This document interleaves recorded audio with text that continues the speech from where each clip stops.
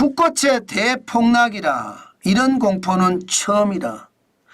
중국 경제에 대한 이야기입니다. 일단 국고채를 한번 보시죠. 10년물 국고채 금리입니다. 국채 금리가 지난 2025년 1월 2일에 역대 최저로 떨어졌습니다. 1.610%입니다. 예, 1월 3일에도 6.611%였습니다. 굉장히 낮죠.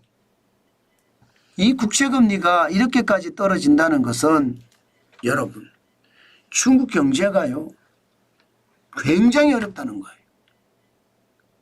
기본적으로 국채금리가 떨어진다는 것은 두 가지로 해석할 수가 있습니다. 하나는요, 앞으로 중국 경제가 어려우니까 금리를 계속 내린다는 뜻으로 해석할 수가 있고요. 또 다른 하나는요, 또 다른 하나는 이 부자들이 말입니다, 예금이나 적금을 빼서 10년물 국채금리를 산다는 뜻으로도 해석할 수 있습니다. 둘 다 중국 경제가 어렵다는 이야기예요. 중국 경제 내수가 어려우니까 금리를 내린다는 이야기는 거고요. 예, 금리를 내려서 돈을 많이 공급하면 내수가 좋아질 것 아닙니까? 빌려서라도 쓰니까. 예, 여기에다가 부자들이 예적금을 빼서 국채를 산다? 이것은 굉장히 충격적인 이야기가 될 수도 있습니다. 자칫 잘못하면 중국의 금융위기가 터질 수도 있습니다. 중국의 금융위기는 중국 자체적으로도 엄청난 충격을 주지만 세계 시장에도 엄청난 충격을 줄 수 있습니다.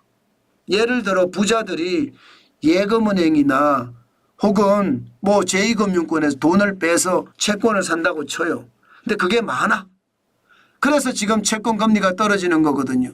채권을 사겠다는 사람들이 많으면요, 내가 채권을 들고 있다고 치자고, 내가 채권을 들고 있습니다.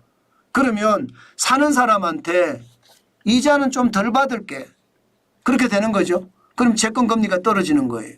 대신에 액면가는 할인해서 줄게, 5,000원짜리인데 한 4,500원에 줄게, 이렇게 되는 겁니다.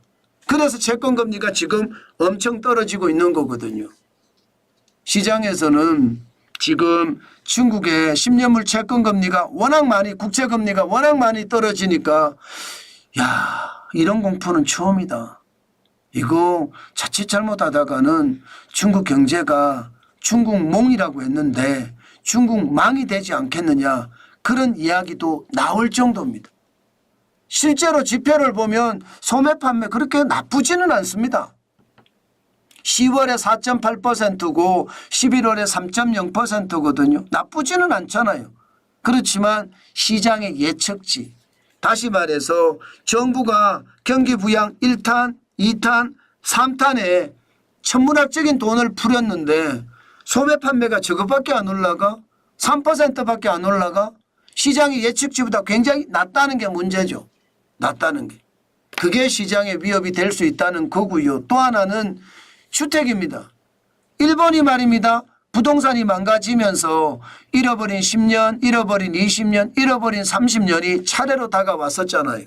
마찬가지로 중국도 부동산이 무너지고 있거든요. 이 부동산이 무너지면 중국도 마찬가지로 잃어버린 10년이 올 수도 있고요, 20년, 30년이 올 수도 있습니다.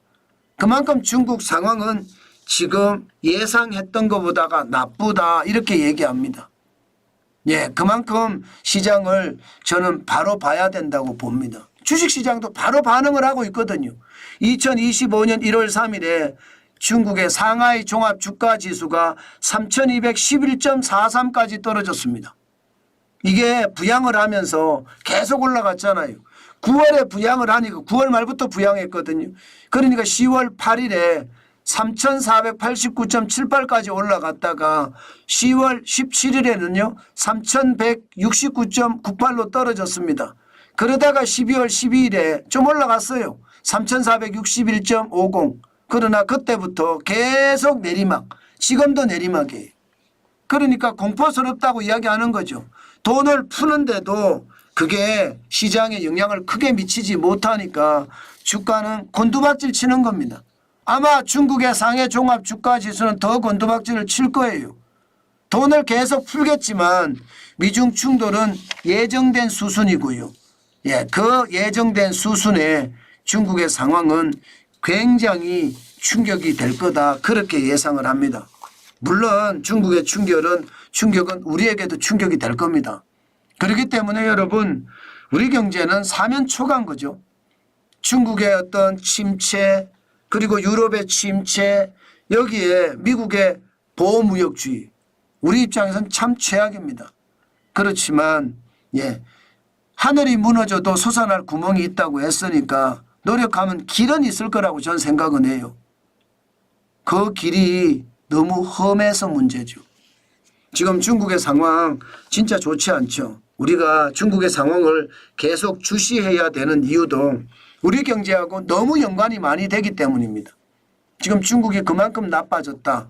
다시 한번 여러분들도 보시면서 생각을 하시는 것도 좋겠다. 그 말씀 드리겠습니다.